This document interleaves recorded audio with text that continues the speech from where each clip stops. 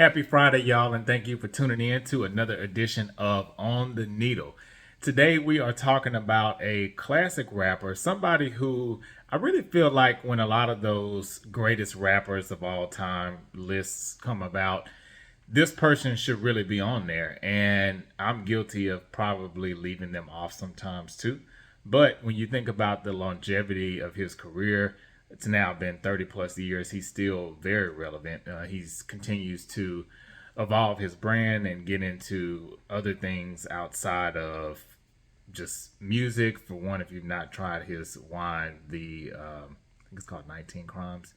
Really good, and pretty strong wine too for a red wine compared to a lot of the other wines on that level. But anyway, getting back to the music, I am reviewing Snoop Dogg's Bush album today. So here it is, Bush. He loves talking about weed. I can't really relate because I don't smoke weed. But I think that Snoop Dogg has a way of telling a story that's really interesting.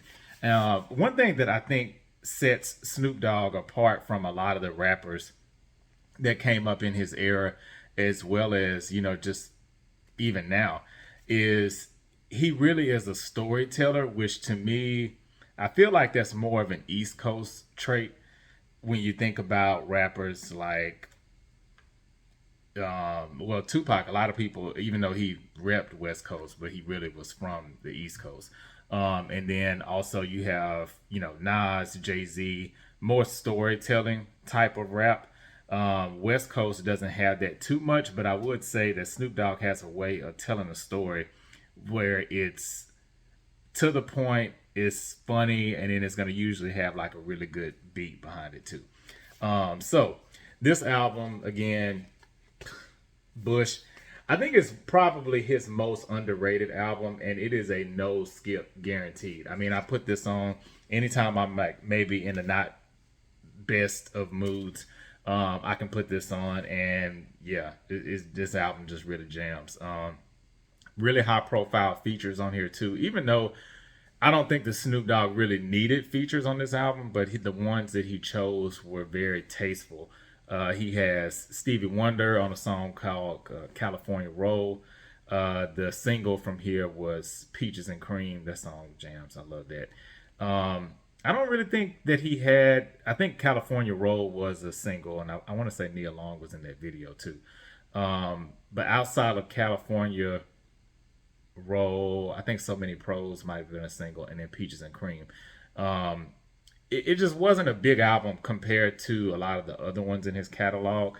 But I thought it was great. It was executive produced by Pharrell Williams, which I think was a smart move because certain artists and producers just have a chemistry. It's undeniable. I talked about that on a few of my album reviews before.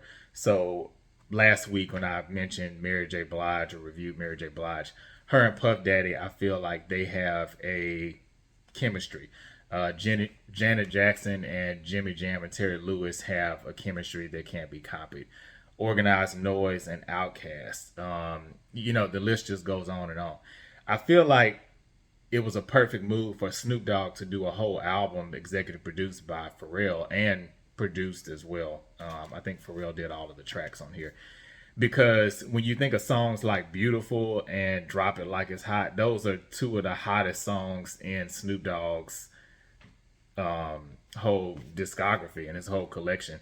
And the crazy thing about it is those songs came well into his career when he was already established.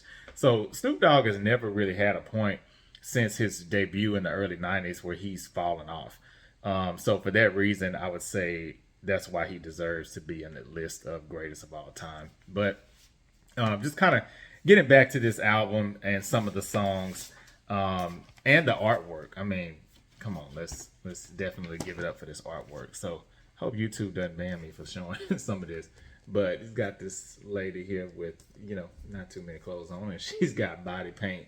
Another one here with a fro. And then if you flip it over, it's like this squirrel with a nut and then these peaches. So, I mean, the artwork even of this album, whoever did it, they really thought it out. And it is this beautiful color blue album. That is really cool too. So my favorite color blue actually. So yeah, I mean, there's nothing bad I can say about this album. It's lighthearted, it's fun, it's a little trippy at times. It's very cohesive. As I've said on here many times before, I am a sucker for a conceptual album, and that's exactly what Snoop Dogg gave on this record. He makes you feel like you're a part of the bush. It's like, hey, maybe I don't do this, but hey, maybe it might be fun because it's so fun on this album and the ride that Snoop Dogg is taking me on. That's kind of how you feel when you're listening to it. Charlie Wilson, Uncle Charlie, as some people call him. He's featured on one song. I think he's a very good addition to Snoop Dogg's songs as well, because Snoop Dogg already kind of sort of has that old soul, if you will, and then just adding Charlie Wilson's vocals and it just makes it so much better. Also, Ti is featured on here too. Gwen Stefani, Kendrick Lamar, Rick Ross. But as I mentioned, even with those high-profile guests, Snoop Dogg didn't necessarily need them on any of the tracks, but I do think he chose everyone carefully and tastefully to enhance what was already there on the tracks. Um, so yeah, I mean, it's jamming. It's one of my favorite albums. Another great thing about this album, it is not that expensive. It's probably one of the cheaper albums in Snoop Dogg's category, in his collective or his discography. When I got it, I think I paid $22 for it, which is pretty cheap for a vinyl because most vinyls are usually like $30 and up.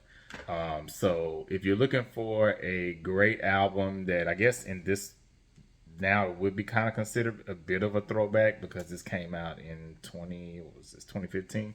So it's been out for, oh wow, I guess about 8 years at this point.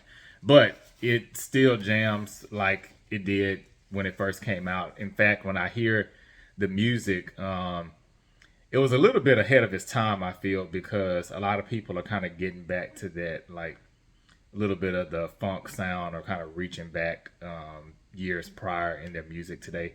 And when you listen to this Bush album, to me, it still sounds very current, even though technically it's like 8 years old at this point. But let me know what your thoughts are. What are your favorite songs? Have you even heard this album? Like I said, it was one that was underrated, and I don't think it was properly promoted as it should have been, but it is one of Snoop Dogg's best albums to me. So curious to know what your thoughts are. Don't forget to like, comment, and subscribe. Also, if you have not already done so, make sure you're checking out the Waterbearer podcast, airing every Thursday at 7 p.m. Central Standard Time. We're about halfway through the season, and we have some great episodes coming and some that are already out there. So make sure you check that out as well. Until next time, peace.